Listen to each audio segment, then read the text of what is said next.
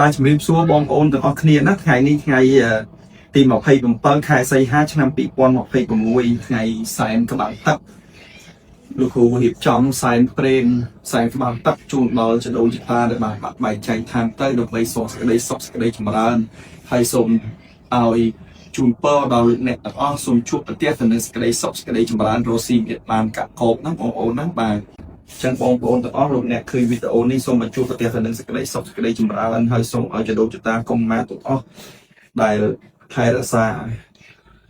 ដែល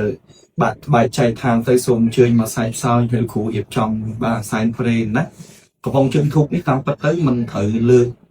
ចុះមកទេប៉ុន្តែខ្ញុំម្ដាយចាស់អញ្ចឹងកុំមកខ្ញុំនៅពីលើអញ្ចឹងខ្ញុំសូមការអញ្ជើញលោកឲ្យចុះមកដើម្បីបានមនុស្សចាស់ស្រួលសែនព្រេនហើយបងប្អូនបើអាចមានអាចគេហៅថាមិនអាចលើកចុះបានមិនអាចលើកទេណាបងប្អូនណាបាទប៉ុន្តែបើករណីដែលបន្ទាន់យើងអាចសុំការអនុញ្ញាតពីគាត់បានហើយការសែនបងប្អូនឃើញហើយខ្ញុំបានរៀបចំនឹងមានទឹកតែមានបាយមានស្រាមានទឹកក្រូចមានម្ហូបមានអីតាមធនធានរបស់យើងហើយនេះផ្ដាសែនមហឹបនេះគឺមានគ្រប់គ្រាន់ទាំងអស់តាមបែបបុរាណណាបងប្អូនអញ្ចឹងយើងរៀបចំ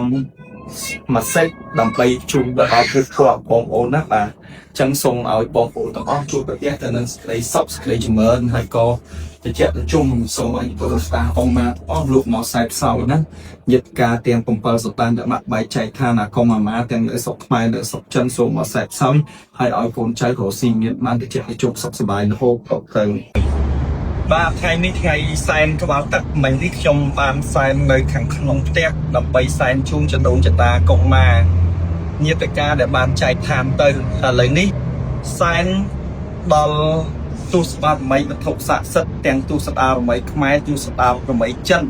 សូមលោកអញ្ជើញមកយាងមកខ្សែផ្សោយហើយជួយឲ្យកូនចៅរកស៊ីមានបានតិចជុំសុខសប្បាយហើយជាពិសេសនោះ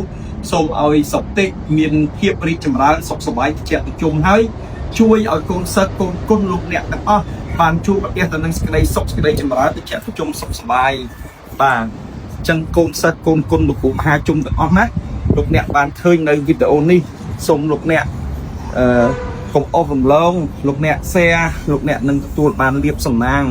លោកអ្នកហេងលោកអ្នកកកបជោគជ័យទាំងអស់គ្នាបាទអញ្ចឹងសូមព្រះអង្គទេបាទលោកមកខ្សែផ្សោយខ្សែនេះបាទក្បួនចិនគឺ